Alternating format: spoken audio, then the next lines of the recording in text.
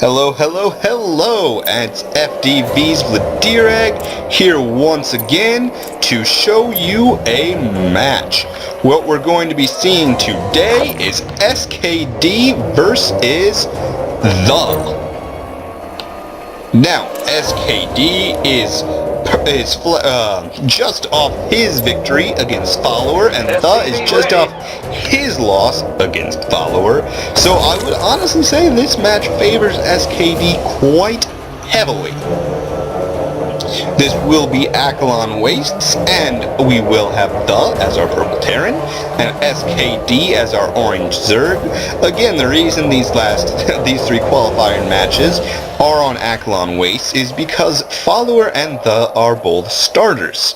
This means that Follower can't play Protoss unless we go through the arcade. He wanted to play Protoss, so he went through the arcade. It works. Look, it's not cheating the system. It works, okay? Just deal with it.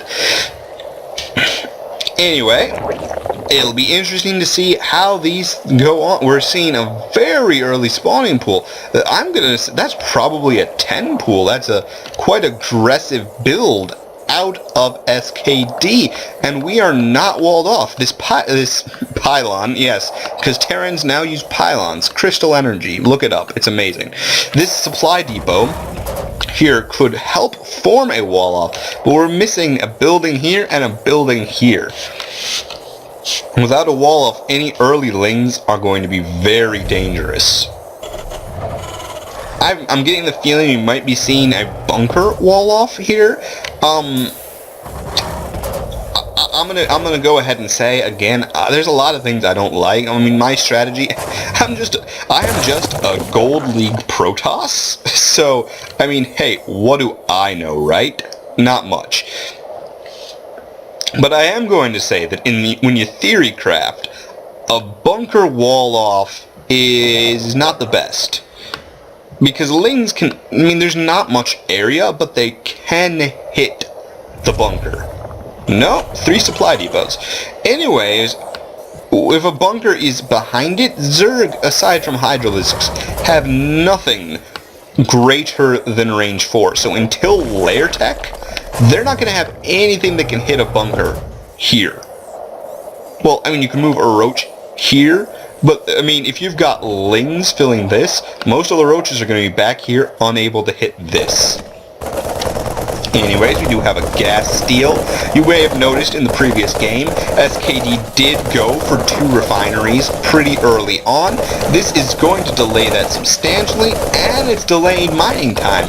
Remember, every second, since every SCV up until 16 SCVs is worth 40 minerals a minute. So if these SCVs are gone for 20 seconds total, they'll have lost 40 minerals overall during those 20 seconds. I guess what I'm trying to say there in the end is that he probably lost, 10, 20 minerals really early on, and since it seems like SKD is going to be fairly aggressive, we got early gases, I wouldn't even be surprised to see Banelings coming out, lots of Zerglings on the field. That could make a difference. That could make quite the difference. We are seeing Reapers though, with those speed upgrades they now can kite Zerglings before speed pretty easily. 2.95, and Reapers are very, very fast. And that kiting can actually be we're seeing 2 more racks. Very aggressive. It looks like we're going to be seeing some pretty darn aggressive play out of both of our players, and that is a fast lair. We are seeing quick lair, a contain to the 1 base. I don't know if we can really call this a contain. I don't think he knows these Zerglings are here. We're not really seeing, it does not look like he is having any desire to expand. He does have way too many SCVs in this gas and way too few. Yeah, nope, he's got that one fixed. Still has not fixed this one. Would like to see that. There we go. He's listening to me live. No, he's not, but if he was, I would have yelled at him to fix that and get his orbital. He does not seem to get his orbital very quickly. That's not a good thing. But then again, we do have SKD sort of dilly-dallying about with his drones. Normally, at this time, we would normally, well, I don't know about saying having a third base exactly, because seeing Terran without having taken any base at all does signal aggression, and you don't really want to expand if you don't know what's going to happen. But we would normally see a lot more drones out for Zerg right now. And we are seeing a Spire. You know, I like this choice, mostly because, well, mostly because he is actually not being aggressive at all, but very defensive. I mean, these Lings are just sitting here thinking, okay, we've seen nothing, we've seen nothing, we've seen nothing, okay, nothing is coming. He is turtling hard.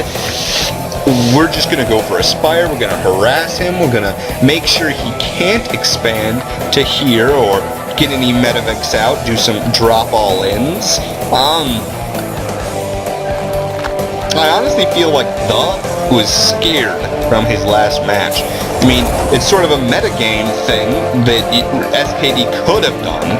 He could have taken a ton of expansions, because he was actually an observer of that qualifier match, and got to see the just get destroyed when he moved out with those Marines to that Zealot. It's not even really a counterattack, just sort of a Zealot follow. And he is overcompensating it for this game with a pretty hardcore turtle. He's got his wall, he's got double bunkers. Siege tanks, of course, don't require the siege mode anymore. It's already done. And before he got his command center on the way, we do have an Overseer scouting. He does not have speed. Is he going to go for a contaminate, perhaps? He doesn't have the energy. I don't think he can. I'm not really sure what SKD is doing. That's some minerals that he could lose at 80 point. There we go. There's Marines.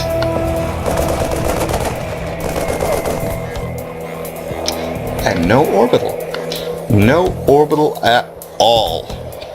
And these bunkers, they're just decorative bunkers. They're not actually used for troops. They are just, you know, you can get them at your local flower shop. They don't do anything, but that's not really a problem. We are seeing Mutalisks out, and a missile turret go... Oh, we've already seen the Mutalisks! I didn't even notice this was happening. Too busy commenting on the decorative bunkers. We did see a missile turret try to go down. It is not going to happen. Sniped the SCV before it could build. Now he's got that down. We do see the tanks sieging up. There's not really much of a point, and the wall goes down at just the worst time. Luckily, those tanks are able to scare the Lings away. On the other hand, we have Mutas loose inside the base and no mining going on, no units being produced. We have Vikings, but that is the wrong response. Vikings do not counter Mutalisks. You see, Vikings do extra damage to armored, and Mutalisks are light, and Mutalisks do full damage against non-armored units. Now, that is a much better response, moving these Marines. These Marines do not have stim, but that Mutaflock was rather small, getting a little bit more dangerous now. Not enough to engage all these Marines without losing something. Probably enough to take all the Marines out, though. Would love to see stim. Would love to see some missile turrets go down. He seems to be really focused on where that tank is going to be placed. And this wall is down. Again, not really sure why. You don't want Lings getting in here. Remember, it only takes one Ling here and one Ling here, and these tanks will just kill each other. And that is never a good thing. Got some idle workers, also not a good thing. And we just lost a tank, it's sniped off, the Viking sniped off, reactor coming down, not going to happen. And the Mulus count is growing deadly. At this point, I'm not certain what he can do. He's going to lose a lot of SCVs. He does have some banked up. That is going to be useful. But without, versus the vastly more powerful economy, which could even be stronger if he was really pushing it. He's even got infestors out. He's still teching while harassing. I don't feel like really anything, and the sweet spot there is going to cost him the command center. Nope, there's the repair. Got the Marines running in. That repair, you really should stop. Oh, you repaired it fully. That's going to cost him more minerals than he can afford. This game is shaping up very, very difficult for our Purple Terran. I'm not sure what he can do at this point. That Mutaflock is just deadly, picking off stragglers. It's now reached the point where he does not have enough Marines. He just does not have enough Marines. No stim, no upgrades. Oh, this is not good, and the infestors are moving out. These infestors have been storing up some energy. We'll just see probably a just bunch of lobs of infested Terrans, and that's it. I mean, what can he do? What can he do?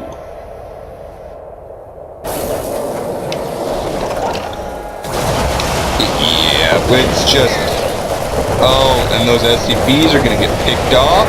He's microing those mutas, trying to keep them away from the big mass of Marines and from the missile turrets. And basically, the has to kill those mutas. He does not have a choice. Every second, SKD is getting farther and farther ahead. He has really enough bank right now just to run Zerglings in and kill. And frankly, he just needs something right now. I'm not sure what it is. I honestly feel maybe the time for something has sort of gone, came and gone. On the other hand, these mutas are in the worst position possible. I do not think he can save them. Maybe not. We'll find out. Those Marines... Oh, there's the missile turret.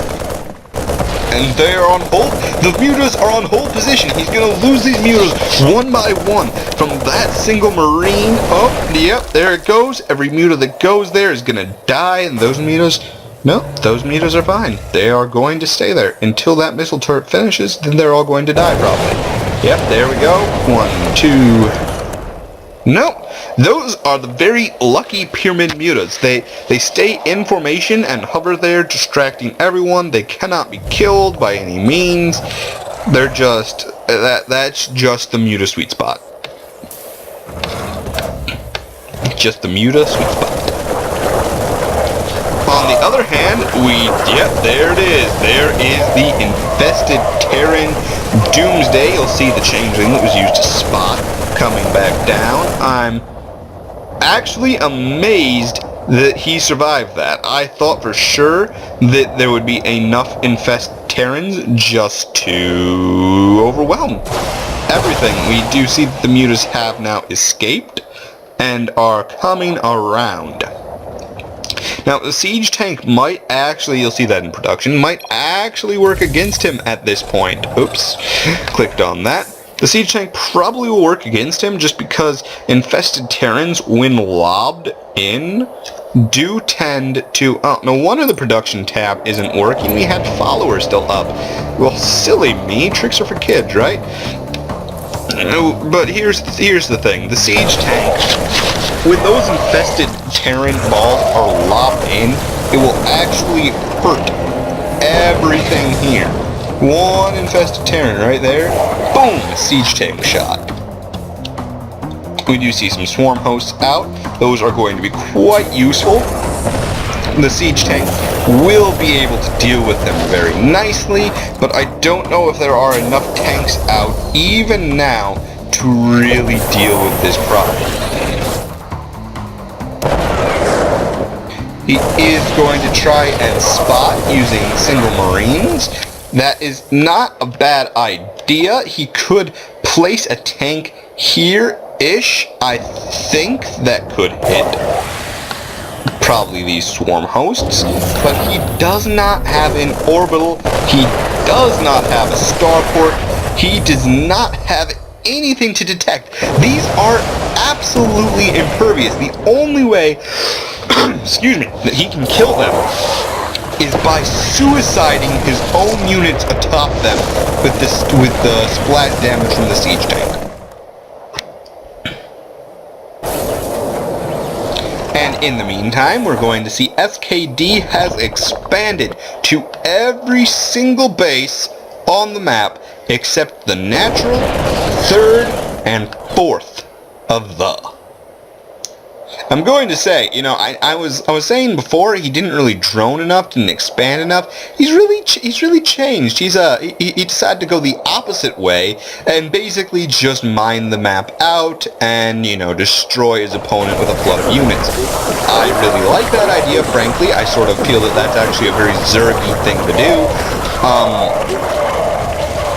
Yeah, and there's the infested Terrans, who I thought would have happened before.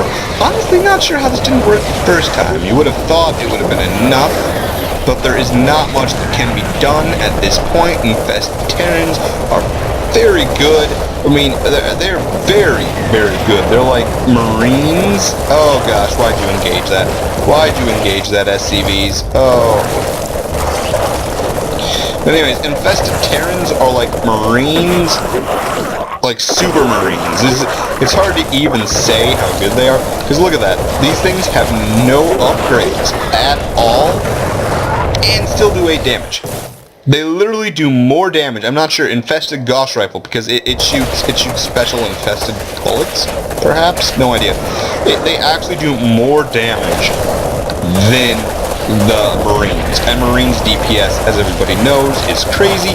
The only difference is that when we talk about cost to DPS, infested Terrans are even better, because they have no supply cost. They have no mineral cost. They just cost time and energy, which in some ways is a money cost. And we'll see this command center. He doesn't really have any choice but to float corners, because there are scouts everywhere except the natural and fourth, but I don't think he's really going to take the fourth because the natural, because of these little swarm hosties right here. He's doomed. Mutalisks have found him. It is over. And that is the third match of our qualifier. I promise that our fourth one will be on a different map, featuring some other players. We might even get to see our own Ghost King and Nellable. I think that is our next matchup. We'll find out. We'll see how it works, and I'll see you guys next